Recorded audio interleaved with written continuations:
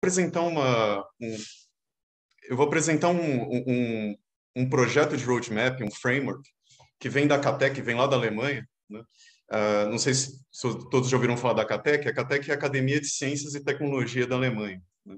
E quando a gente fala de indústria 4.0, que é um nome que a gente ouve muito aqui no Brasil, esse nome ele nasceu lá na Alemanha e nasceu de uma iniciativa tocada pela CATEC, mais ou menos em 2011. E depois de alguns anos, eles vêm publicando como que as iniciativas deram certo, como que as empresas pensaram, como criar esse tipo de projeto. E eles têm um framework que a gente acha muito interessante aqui na Aquarius, porque ele tira um pouco aquela tentação que a gente tem como engenheiro, né, de colocar a tecnologia no centro, né? Eu acho que o Chris falou bastante disso também, né? A gente nunca pode adotar a tecnologia pela tecnologia. Embora nós sejamos fornecedores de tecnologia, né, a gente sabe que isso vai acabar dando errado, sabe? Você não pode começar uma iniciativa falando eu preciso de um sistema de inteligência artificial. Você tem que começar falando eu tenho esse problema e eu vejo que a inteligência artificial pode resolvê-lo. Então, como que a Catec sugere que a gente olhe para esse tipo de problema? Primeiro, olhar para a estratégia da empresa, tá? Olhar qual que é o objetivo dessa empresa, qual que é o mercado que ela está inserido, como que ela se compara com seus concorrentes. E depois, quais são os sistemas, quais são as tecnologias que eu já tenho na empresa. Então, um erro muito comum de projetos de indústria 4.0 é você comprar mais uma vez ou adotar mais uma vez uma tecnologia que você já tinha, né? Muitas vezes a tecnologia não estava totalmente implantada, ou ela não estava sendo usada da melhor forma possível, e os usuários e as pessoas de negócio tinham a impressão que ele não tinha aquela funcionalidade, né? E muitas vezes uma pequena alteração, uma integração de uma tecnologia que você já tem, pode resolver um problema muito grande de negócio. Então, estando clara a estratégia da empresa e as tecnologias que você já tem, aí sim fazer uma análise do que falta, né? Encontrar os benefícios que eu quero para a minha estratégia, para o impacto na minha empresa, entender o que eu não tenho, né? Quais são as capacidades que eu tenho internamente, capacidades tecnológicas, de infraestrutura, capacidades humanas, né? O quanto as pessoas que estão dentro da empresa conhecem o que eu preciso implantar, e quais são as capacidades que eu não tenho, tá? E com isso eu desenho um mapa, eu desenho um caminho, um roadmap digital, onde eu vou priorizar algumas ações e vou começar a caminhar cada vez crescendo mais dentro da digitalização. A GE tem uma frase que eu gosto bastante sobre isso, que ela fala, pense grande, comece pequeno e nunca pare, né? Continue se movendo da forma mais rápida possível. Então, essa é a ideia desse roadmap, né? A gente enxergar o todo, enxergar onde a gente quer chegar, e aí a gente pode ser ambicioso, né? A gente pode pensar maior e dar passos menores, onde eu possa, como eu comentei com Aristóteles, né? Eventualmente testar se aquela tecnologia faz sentido para aquele contexto, eventualmente aprender como gerenciar uma tecnologia que eu não conhecia, né? E aí sim entender o caso e fazer rollouts e aumentar essa implantação dentro de casa. Então, seguindo ainda um pouco essa ideia da CATEC, né, ela tem esse desenho de como implantar, como pensar em projeto, como criar o roadmap. Ela também propõe uma forma de pensar em maturidade, né? Se eu olhar para a minha fábrica, olhar para o meu processo, olhar para o meu supply chain, para a minha logística, como que eu identifico se eu tenho oportunidades ali ou eu já esgotei todas as oportunidades, já tenho todas as funcionalidades que eu preciso? A Catec ela sugere esse desenho aqui, que é um desenho progressivo, né, de nível de maturidade. Então, eu teria como primeiro nível a informatização, que seria colocar o primeiro computador, primeira tecnologia digital ali na minha planta, no meu equipamento, né? O que a Catec nem chama de indústria 4.0, ela chama de digitalização, seria o começo da digitalização das informações.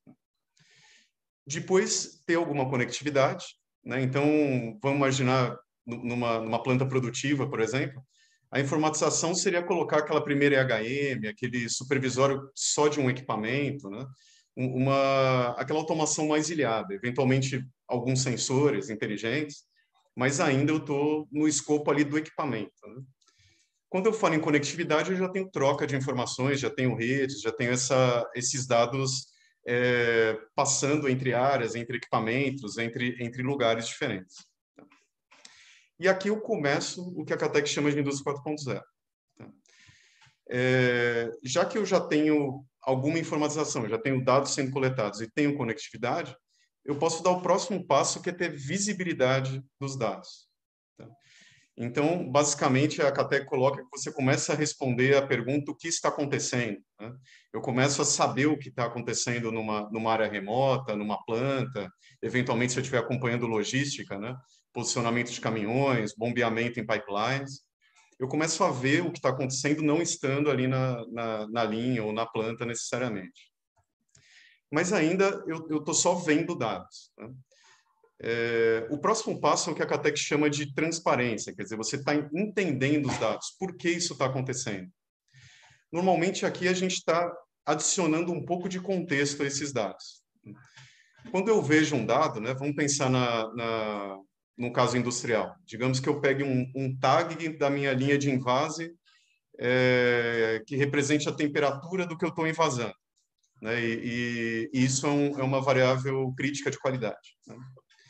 Para um operador, ou para quem conhece profundamente ali a fábrica, ele olhar uma variável de temperatura, né, ter visibilidade disso, tem bastante significado, né? Ele sabe quais os limites, ele sabe o que está acontecendo naquele momento na linha, né? Mas se eu passar isso para um gestor, é provável que falte contexto, né? Eu vou falar ali que o tag TIC 0235 está em 23. Isso pode não querer dizer nada para ele. Então, quando eu dou o passo de transparência, eu começo a agregar a esses dados visões, contextos, né? Um gestor, por exemplo, ele entenderia que no invase do produto X, eu estou fora do limite de especificação na temperatura, né? Quer dizer, eu já agreguei informação de produto, de o que significa aquele sensor para o contexto de produção, né? Quais são os limites para aquele produto específico que está rodando naquele momento. Então, eu começo a colocar mais informações nesses dados e começo a entender. O próximo passo, que eles chamam de nível 5, é o começar a ter uma visão de futuro, começar a projetar essas informações para o futuro. Então, não tenho só visibilidade e contexto, mas eu consigo entender a tendência dessas informações. Normalmente, nesse passo, eu começo a usar uma analítica mais avançada, começo a usar inteligência artificial, tá? Para, por exemplo, entender que o meu motor ele não está com problema agora, mas ele está com uma tendência de, daqui a 2 semanas, ter um problema, por exemplo, no eixo, né? Eu estou com um padrão de vibração que pode provocar um problema aqui a alguns dias, né? E assim me permitindo me preparar para resolver esse problema, fazer uma parada no momento mais adequado para o processo, tomar decisões de qualidade com antecedência, ou até evitar que o problema aconteça. E o último nível da Catec é o que eles chamam de adaptabilidade. É aquela ideia que o próprio sistema, que a própria automação, a própria indústria, a própria logística, ela se ajusta e reage a ações externas, né? Digamos que eu tenho um processo de processamento de cana-de-açúcar e eu recebi uma cana-de-açúcar do campo que tem características, tem dureza, tem quantidade de açúcar diferente do meu padrão, diferente do que eu estava processando. E o meu sistema, percebendo isso, ele conseguir se adaptar e entregar um caldo com a qualidade que eu preciso. Então, esse seria o auge aí do sistema, eventualmente usando a inteligência artificial da fase 5, né, conseguir se otimizar e resolver esse problema automaticamente. Essa história é muito interessante, né? A gente conseguir ver essa escadinha, conseguir ver onde a gente consegue chegar.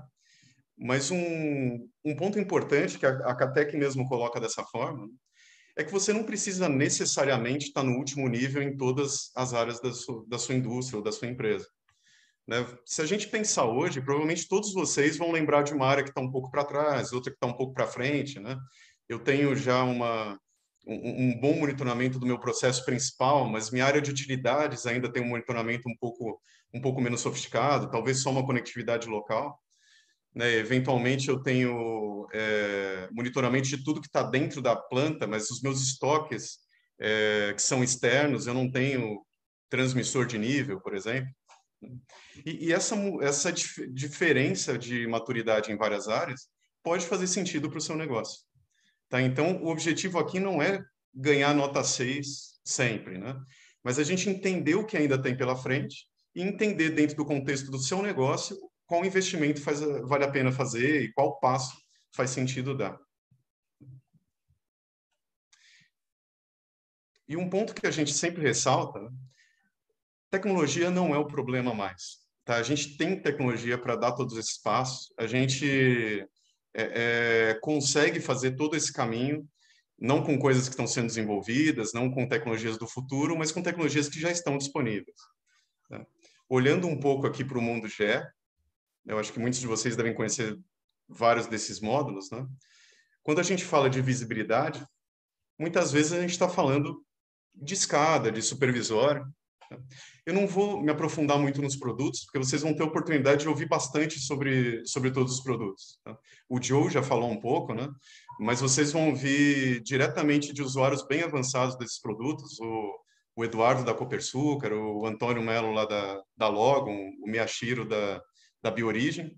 Né? Então, vocês vão ouvir de pessoas que de fato usam no dia a dia, conhecem bem os produtos. E depois, se vocês quiserem ver como configura, quais são os recursos desses produtos, ainda vão ver as demonstrações do Sanzo e do Rafael Gomes. Tá? Então, se tiver alguma dúvida sobre o produto, espere um pouquinho que daqui a pouco vocês vão ver mais detalhes. Mas primeiro os supervisórios, né? Os supervisórios, o próprio iFix e o Simplist, eles mudaram muito no decorrer do tempo. Né? Eles eram, na origem, né, uma IHM, né, um sistema feito para monitoramento e operação de equipamentos, mas eles acabaram se expandindo, né, com interfaces web, interfaces responsivas, uma arquitetura mais robusta, né, que permite que ele sirva de visibilidade em várias camadas da empresa. E, inclusive, o iFix e o Simplist, vocês vão ouvir bastante falar do Operations Hub, né, que é o portal de concentração de conteúdos da GE. Ele pode ser usado para desenhar uma tela de monitoramento num portal web, que vai ser usado eventualmente pela gestão, pela área de escritório, mas eu estou usando a mesma estrutura, a mesma fonte de dados e a mesma forma de desenhar telas que eu tenho no iFix e no Simplist. Então, aqui eu começo a ver tags, começo a ver informações, começo a dar visibilidade do que está acontecendo. E um complemento aqui natural, que seria a gente já começando a dar um passo, né, da automação andando para a TI, é o Historian, né, o historiador de processos. O historiador de processos, ele também, né, o GE História, ele também mudou bastante no decorrer dos últimos anos. Ele continua sendo uma base de dados temporal, com altíssimo desempenho, né, adequado para você armazenar dados de processo e consultar esses dados temporais, que às vezes são volumes muito grandes, né? Então, ele pode servir tanto os supervisórios com esses dados, quanto ferramentas de análise. Mas ele tem cada vez mais abrindo sua conectividade para ferramentas com uma cara mais de TI e de analytics.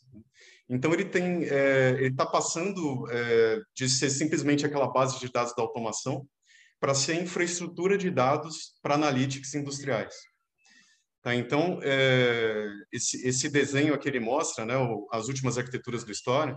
Então, eu consigo, por exemplo, ter um Historian de 5.000 pontos, né, a licença do Historian é por tags, né, de 5.000 pontos distribuídos com 1.000 pontos em cada servidor.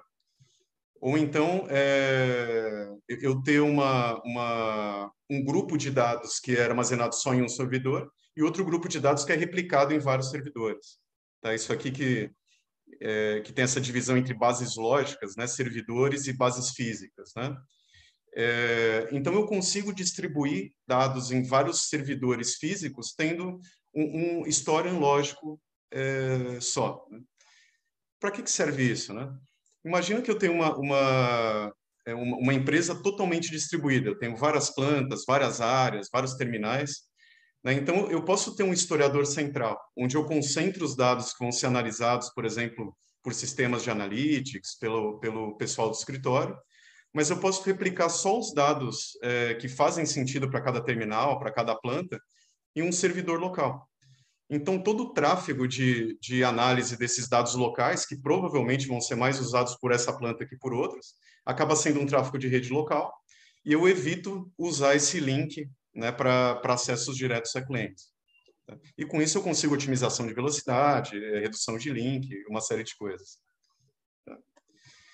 E o historiador, além de toda a conectividade, né, ele tem uma conectividade com uma cara mais industrial, né? Eu consigo consultar dados do Historian via o PCUA, via o PCHDA, e eu consigo ler dados via OLDB, né, usando ferramentas típicas de acesso a bancos de dados relacionais, por exemplo, e eu consigo integrar via REST, né, que está se tornando cada vez mais o padrão de web services de integração em todos os sistemas cloud e sistemas de TI. Tá? Então, a conectividade também está cada vez mais aberta. E ele tem trazido conectividades nativas com os IoT Hubs dos grandes fornecedores de cloud. Tá? Então, digamos que eu tenho uma AWS ou um contrato do Azure, eu tenho um Data Cloud, né? Eu tenho uma base de dados de análise, para análise de dados contratado lá no Azure, e eu quero jogar dados do Historian diretamente para essa base de dados. Eu uso um recurso nativo do Azure, nativo do AWS, que são os conectores de IoT, aponto para o meu historiador, no meu historiador eu configuro quais dados e com que frequência eu mando lá para a nuvem.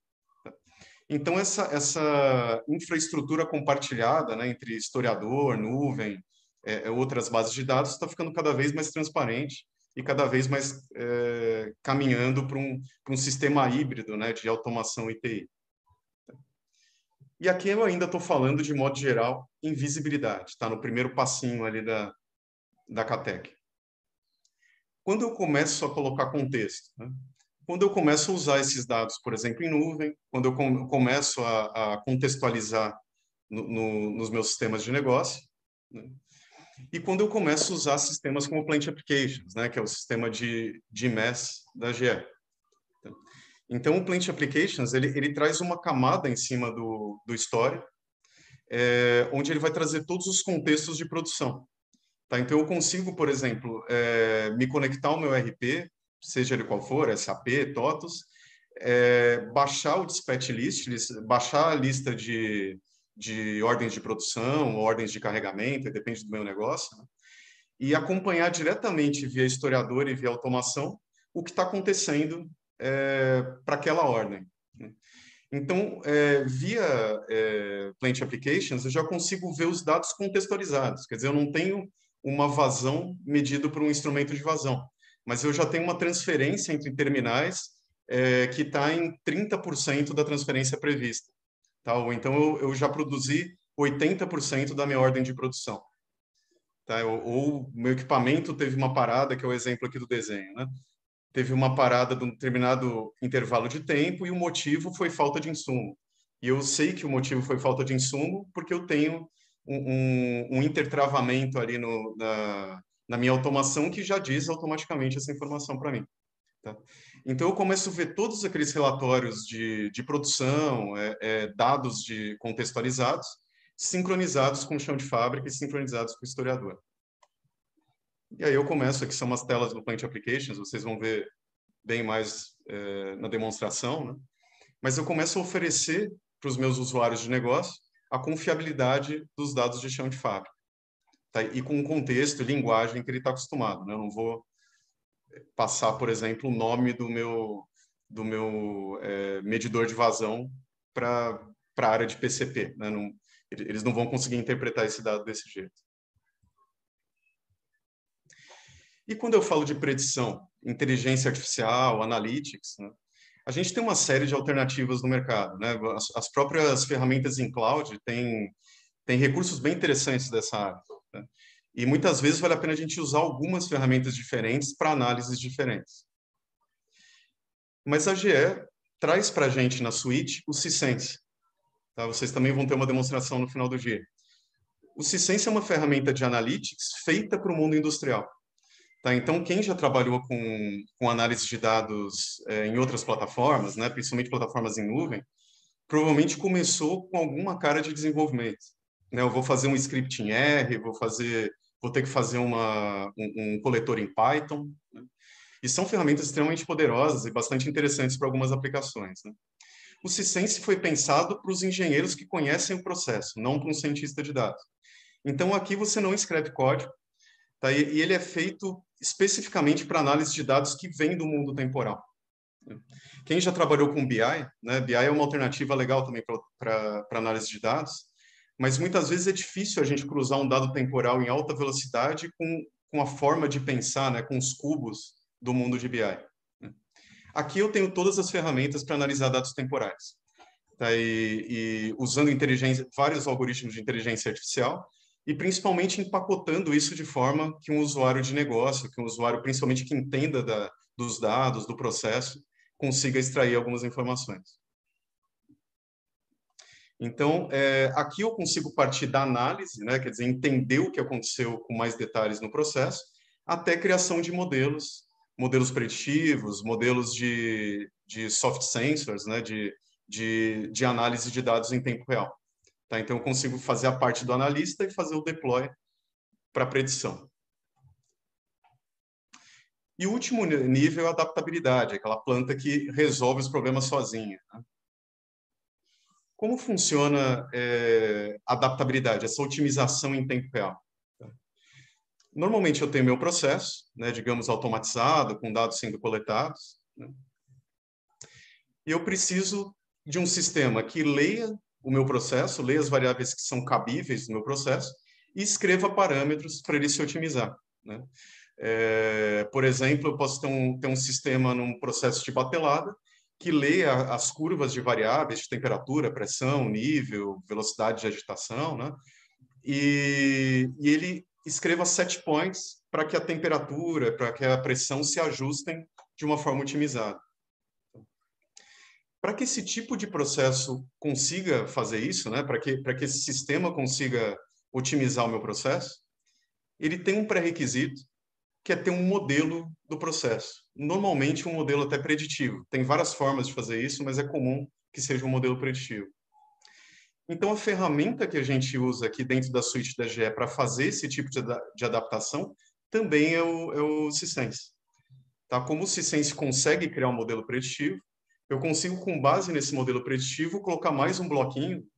E como vocês veem aqui, essa interface é de uma parte do Cisense que chama Architect. É de fato um bloquinho, né? Você coloca ali um bloco.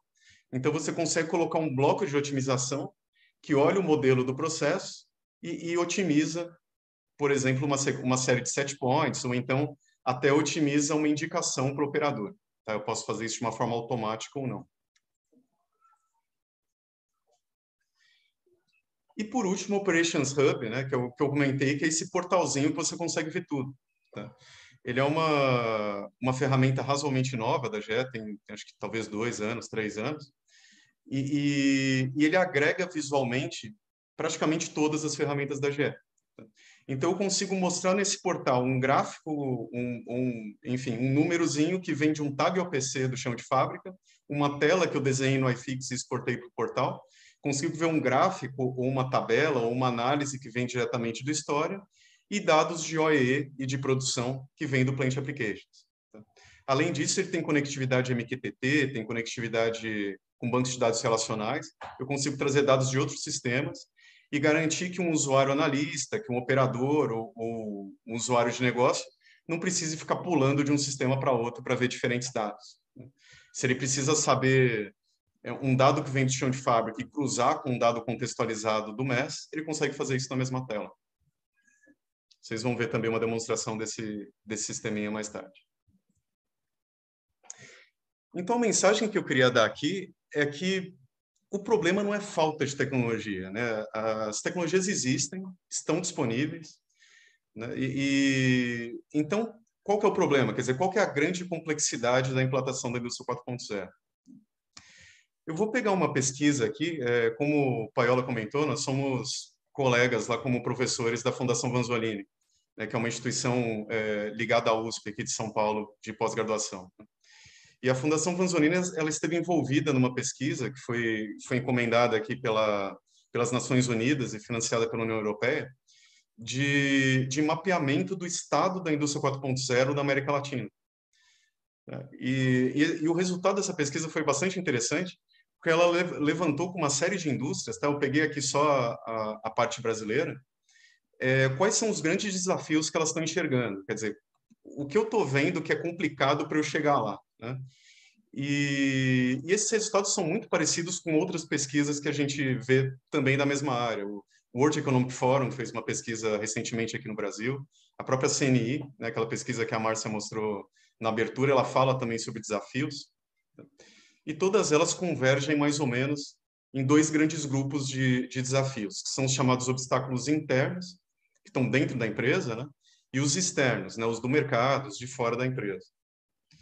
Então, as empresas enxergam que internamente ela tem um desconhecimento sobre a tecnologia, né? Eventualmente, a tecnologia existe, mas eu não sei como aplicar ou onde aplicar, ou até eu não sei que ela existe. Então, como ter contato com essa informação de tecnologia? Outro ponto é a falta de recursos humanos qualificados, né? Eu acho que todo mundo sente um pouco isso no dia a dia, né? A tecnologia está tomando um espaço muito grande no nosso dia a dia e muitas vezes dentro da empresa é difícil a gente encontrar pessoas que a gente consiga ajustar rapidamente a esses novos processos. E falta de recursos financeiros necessários, né? O que muitas vezes a gente enxerga que não é exatamente um problema de não ter a verba para fazer um projeto que faz sentido, né?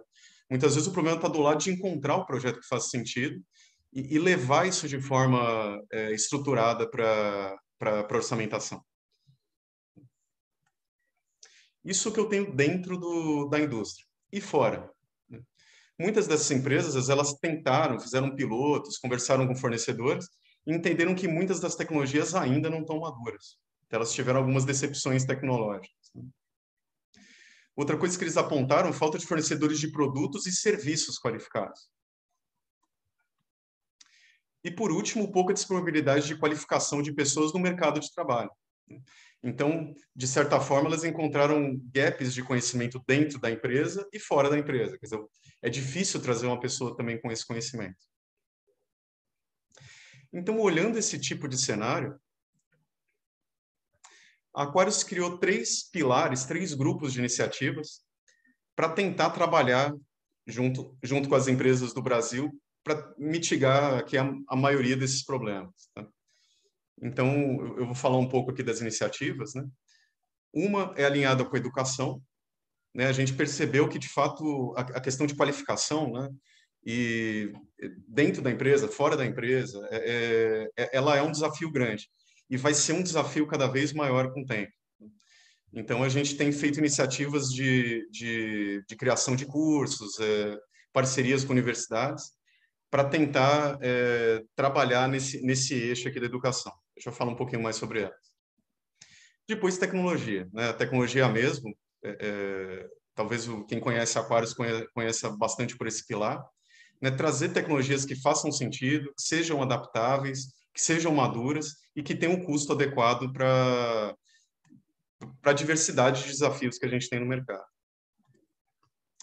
E, por último, uma área de serviços, né? A gente tem uma área de projetos interna, uma área de serviços, e a gente tem uma série de parceiros de serviços, tá? Que a gente consegue compor para entregar uma série de caras aí de projetos.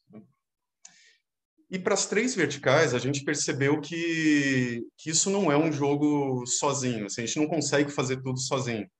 Então, a gente tem construído e continua construindo um ecossistema, tá, de empresas, de parceiros, de fornecedores de tecnologia, que consigam atender a essas verticais com a gente. Então, vou mostrar só um pouco aqui desse quebra-cabeça que a gente tem montado com parceiros em várias áreas, né? Primeiro, na área de educação, né? Nós somos parceiros da ISA há algum tempo, acho que vários de vocês já devem saber disso, né? Muitos dos cursos da ISA, principalmente quando eram presenciais, eles aconteciam dentro da Aquarius. Né, o Paiola é o próximo presidente eleito da ISA de São Paulo, então tem uma proximidade bastante grande, né? Eu também sou membro da ISA desde a faculdade. Então, a ISA ela tem um papel interessante de trazer conhecimento da área industrial, da área de automação, de uma forma bastante atualizada e sincronizada com o mercado, porque ela é uma instituição profissional. Então, trazer esses cursos da ISA, informações da ISA para os nossos clientes e também internamente, né, para as pessoas da Aquarius, tem sido bastante interessante para a gente conseguir andar de uma forma um pouco mais rápida, né, com capacitações das empresas e também das nossas equipes internas. Outra parceria mais recente é o Instituto Federal.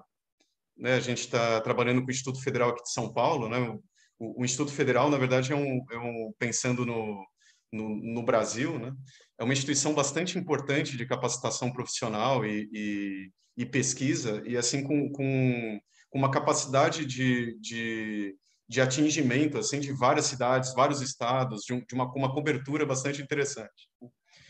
E com o Instituto Federal, a gente tem tentado trabalhar com alguns alunos em projetos, né, trazendo um pouco as necessidades reais de mercado, tudo mais, para alguns alunos terem esse contato. Né?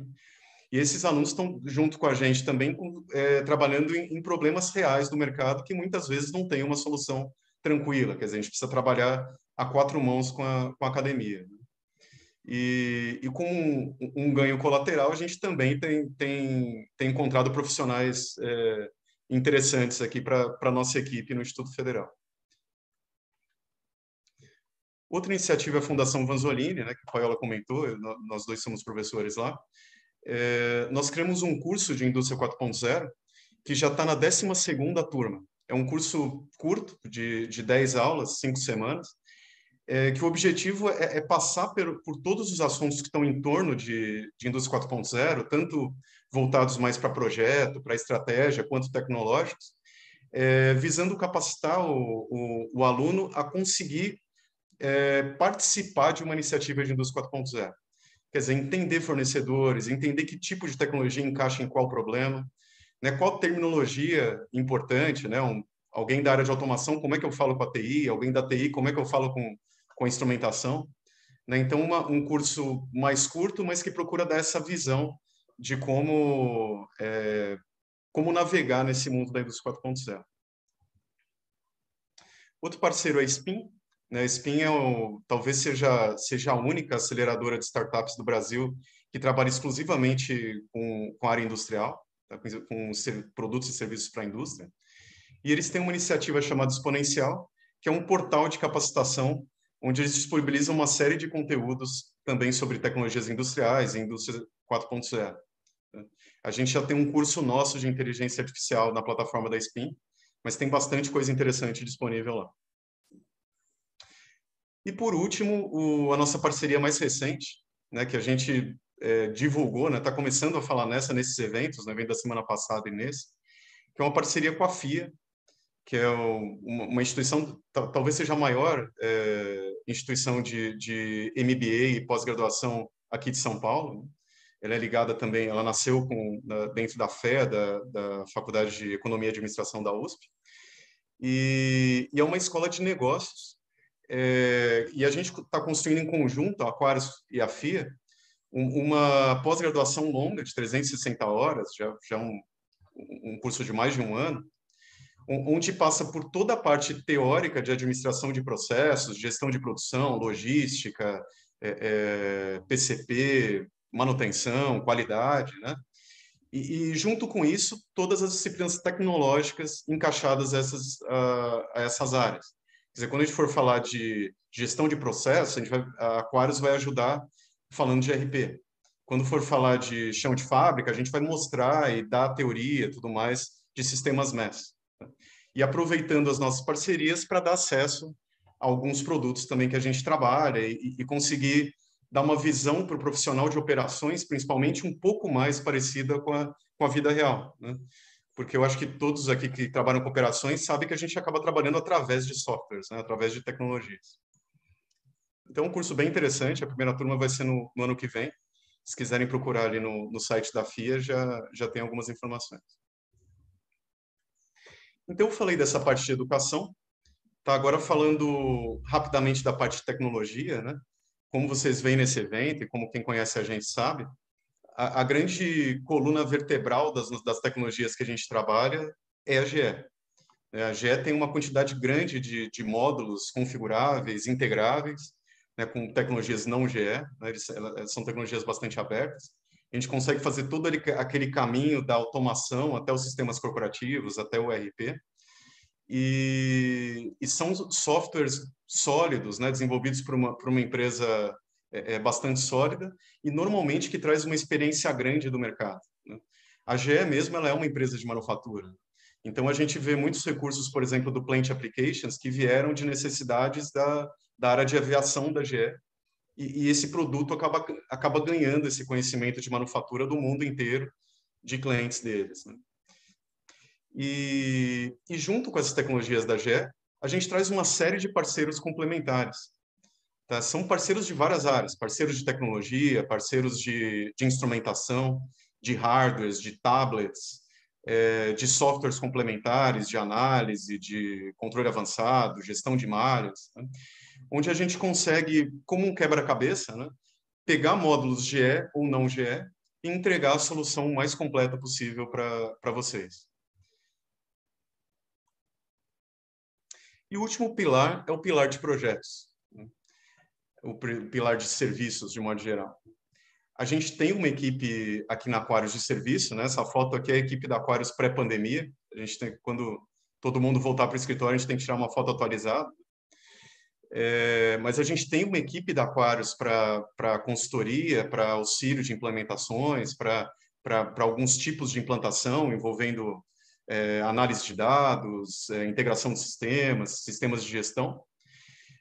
Mas nós também temos dezenas de parceiros especializados. Tá? Então, a gente tem parceiros de automação que são especializados em sistemas de automação, alguns deles especializados em processos bastante específicos que exigem conhecimento do processo para atuar, né? Ou então hardwares, né, de PLC, instrumentação, né? Então, capacitados para esse tipo de implantação. Nós temos parceiros da área de consultoria de supply chain, consultoria de compras, parceiros na área de consultoria estratégica, parceiros da área de TI, né, que, por exemplo, especialistas em RP, especialistas em TOTS, especialistas em SAP. Né? Então, o objetivo aqui também em serviço é fazer aquele quebra-cabeça da tecnologia, né? Como que eu resolvo esse problema que tem um pé na TI, um pé na automação e eu preciso pensar em SNOP, né? Eu preciso pensar em mapeamento de compras até o meu chão de fábrica para ter, de fato, o meu ganho, né? A gente consegue compor um time aqui com empresas e consultores para ajudar vocês. Então, só fechando aqui com uma mensagem final, a indústria 4.0, o Christian também falou isso muito bem, ela não é uma coisa que você compra, né? Não é um CDzinho, um software que você baixa, e ela não é igual para todas as empresas. Na verdade, ela é bastante característica de cada uma das empresas. Ela tem que considerar a estratégia, o posicionamento de mercado, uma série de coisas. Então, eu não consigo comprar uma indústria 4.0 pronta e eu não consigo copiar do meu vizinho. Então, eu vou ter que construir o meu processo de indústria 4.0, desde a estratégia até aquele roadmap para ter o meu retorno. Então, contem com a gente na ajuda da construção desse roadmap e na seleção das tecnologias. Tá? Seja vocês vendo que tem um problema de capacitação interna, seja de tecnologia, seja de implantação de serviços, a gente, de alguma forma, consegue ajudar. Obrigado a todos.